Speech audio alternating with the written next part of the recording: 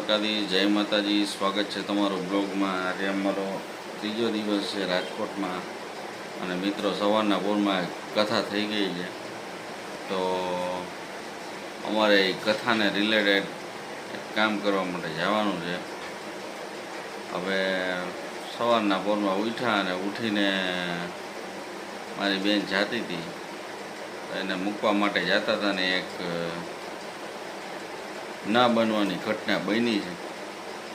તમે બન્યા રહેજો બ્લોગમાં, તમને આગળ જોવા મળશે શું શું થયું અને શું શું થશે. હવે તો બ્લોગ જોવાનું ભૂલતા નહીં અને જોજો. અમે અહીંયા મજા કરવા આવ્યા છીએ, શું થાય છે અમારી સાથે. બન્યા રહેજો બ્લોગમાં. ચાલો. તમને એમ થતું હશે ને અમે નવી જગ્યાએ આવીને બેઠા છીએ, પણ એવું નથી. અમે આવ્યા છીએ કે હોસ્પિટલ.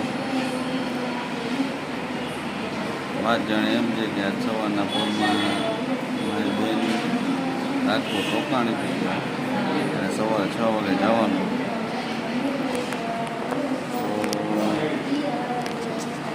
તો સામાનને એ બધું ફોર વ્હીલમાં રાખતા હતા, ઝટકો આવ્યો તો પડી ગયો સામાન રાખતા રાખતા. લેફ્ટ સાઈડનો લેફ્ટ હેન્ડ દુખે છે, એટલે અમે અત્યારે ઓર્થોપેડિક હોસ્પિટલ આવ્યા છીએ. હું તમને બતાવું કેવો હાથ દુખે છે. એ લેફ્ટ હેન્ડ દુખે છે એનો.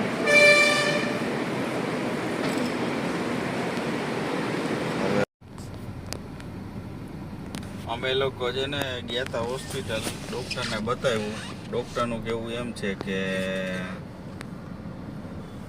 કાંઈ છે નહીં, માઇનોર જેવી એક વાતળ છે, પણ હવે એને કીધું છે કે એ એમ ન સમજી શકાય કે કાંઈ છે નહીં એમ.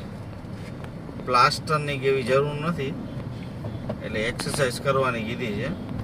આમ કરીને આમ એક્સરસાઇઝ કરવાની કીધી છે, પણ એને કીધું કે તમારાથી થાય ને, જ્યારે એને અત્યારે દવા લખી દીધી છે, થાય ને પછીથી એક્સરસાઇઝ કરવાની. એટલે આઈ થિંક મને એવું હશે કે દવા પીધા પછી 1-2 દિવસ તમે દવા પીશો ને પછી તમને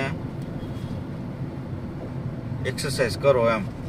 અને એને કીધું કે તમારો હાથ, સપોઝ માની લે આ હાથ એને દુખતો હોય, તો સાહેબ એમ કીધું તમને આ હાથથી તમે કામ કરો ને, તમને એમ થાય ને કે અહીંયા આટલો હાથ ઊંચો કરવું ને મને હાથ દુખવા માંડે, તો કામ મૂકી દેવાનું, તો કોઈ જાતનું કામ કરવાનું નહીં. એટલે હવે જોઈએ શું થાય છે આગળ. અત્યારે તો અમે દવા લઈને નીકળી ગયા છીએ. અમે સાહેબને એ કીધું, સાહેબ એક્સરે કઢાવવો હોય તો.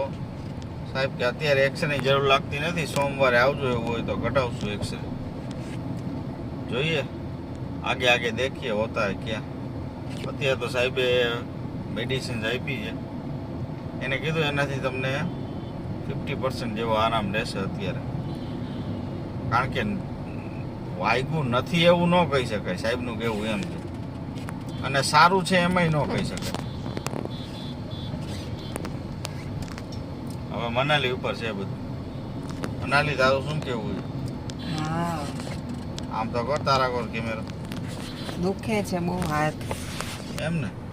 હા, બહુ દુખાવો થાય.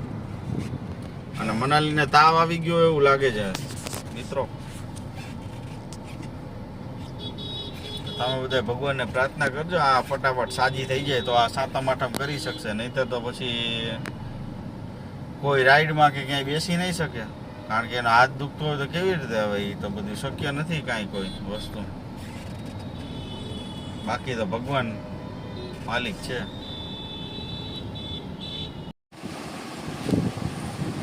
ફાઇનલી આપણે ઘરે આવી ગયા છીએ અને આ છે ડૉક્ટરની ફાઇલ. બરાબર, અમે ગયા હતા દવાખાને, એટલે ડૉક્ટરે આ તમે જોઈ શકો છો લાંબુ એવું લિસ્ટ લખી દીધું છે.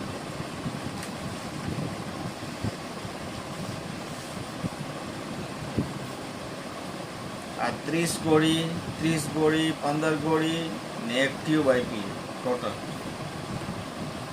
આમાં સાહેબ એ કે સવાર સાંજ સવાર સાંજ સવાર સાંજ સવાર સાંજ. હવે સવાર સાંજ લઈએ તો સારી વાત છે. અને હવે તમે જોજો, આ છે જાદુઈ પિટારો.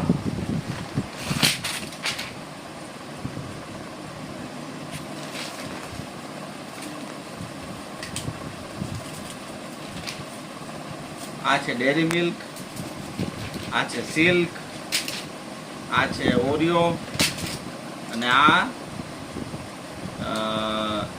જેલના સ્વરૂપમાં આઈસ્ક્રીમ. આટલા ટાઈપની દવાઓ છે. હવે આ દવા કેદી પૂરી થાય ને એ કઈ સમજાતું નથી. આ જન્મમાં તો પૂરી થઈ જાય એમ કે દર્શક મિત્રો, આ જન્મમાં પૂરી થઈ જાય એવું કહે. હવે ડોક્ટરે આ ભૂખા પેટની દીકરી છે, એસિડિટી ન થાય એની. આ અને આ ઈ જમીન લેવાની છે, સવારે 1 ને સાંજે 1 ને આ ટ્યુબ આપી છે, માલિશ કરવાની. 178 રૂપિયાની તો ટ્યુબ આવી. આટલો બધો સાહેબે પીટારો આપી દીધો છે. હવે કરવાનું હું ભગવાન બચાવ. હેલો મિત્રો, તમે અમને સવારે જોયા એ પ્રમાણે અમે ગયા હતા હોસ્પિટલ, અને હોસ્પિટલ દવા લઈને પછી બપોરે નીકળ્યા અને ઘરે આવીને જમ્યા અને ડૉક્ટરે દવા આપી હતી. તો મનાલીએ દવા બવા પીધી ને આમ ઢેંટાણે એના જેવું થયું હતું, એટલે સૂઈ ગઈ હતી. અત્યારે મારી બેન પાછી ઓફિસથી છૂટી છે, તો એને તેડવા માટે જાય છીએ અમે લોકો. અને અત્યારે મનાલીને આમ સારું છે પણ સારું નથી. અમે મારી બેનને તેડવા જાય છીએ, એટલે અમે એને તેડીને પછી હવે અમે વનરાજભાઈ ને મિત્રો મેળામાં જવું છે. બાબા ક્યાં જવું તારે? આમ જો વિડીયોમાં બધાને કે ક્યાં જવું તારે? આને જેને મેળામાં જવું છે, પણ હવે એની મમ્મીને મજા નથી તો કેવી રીતે મેળામાં જવાય? તમે દર્શક મિત્રો કયો.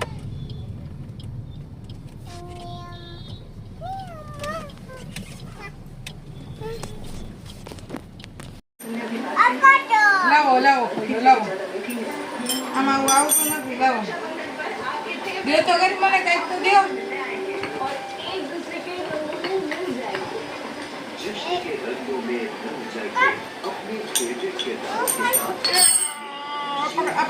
પકડ.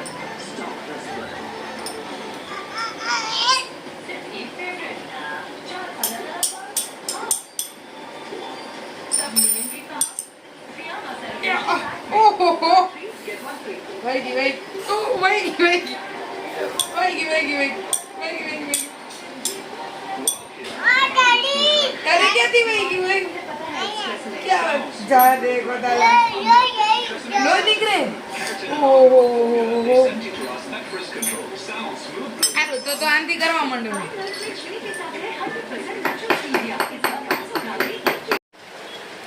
હેલો ગાઈસ, તો ફાઇનલી આપણે હવે બધા લોકો જમી લીધું છે. જમીને હવે બેસી ગયા છીએ, અત્યારે કપાટા કરીએ છીએ. આવી જ રીતે આપણે હવે આજના દિવસનો એન્ડ કરશું. અને આજ આખો દિવસ અમારે ગયા હતા ક્રિયામાં, તો અહીંયા બધું ક્રિયાક્રમને બધું પૂરું કરી નાખ્યું. ને આજે અમારે ફાઇનલી હવે બધાને, કારણ કે આપણે હિન્દુ રીતિ રિવાજ પ્રમાણે આપણા કુટુંબના લોકો સાથે જે લોકો જોડાયેલા હોય, જ્યાં સુધી આપણા કુટુંબમાં કોઈ મહિનું થઈ ગયું હોય અથવા તો કાંઈ સૂતક કે એવું હોય, તો બીજા લોકો તહેવાર ન કરી શકે. તો આપણા કારણે કોઈના તહેવાર ન બગડે એના માટે આપણે બધી વિધિ રીતિ રિવાજ પ્રમાણે જલ્દી પતાવી દીધું છે. મારા જે ગુજરી ગયા હતા એમ ફાઇનલી બધું અમે તો પૂરું કરી નાખ્યું છે. અને અત્યારે હવે અમે ફ્રી થાય ને તમે બ્લોગમાં જોયું એ પ્રમાણે અમે બધા બેઠા જમી કરીને વાતો કરીએ છીએ. તો આવી રીતે તમે લોકો અમને સપોર્ટ કરતા રહેજો, તો અમે વિડીયો બનાવતા રહેશું. બાકી નવા હોય તો સબસ્ક્રાઈબ કરી દેજો, અને જૂના હોય તો લાઇક એન્ડ શેર કરી દેજો, ને કમેન્ટ બોક્સમાં કમેન્ટ કરવાનું ભૂલતા નહીં. બાકી ફરી મળીશું નવા બ્લોગમાં. ત્યાં સુધી બધાને જય દ્વારકાધીશ, જય માતાજી.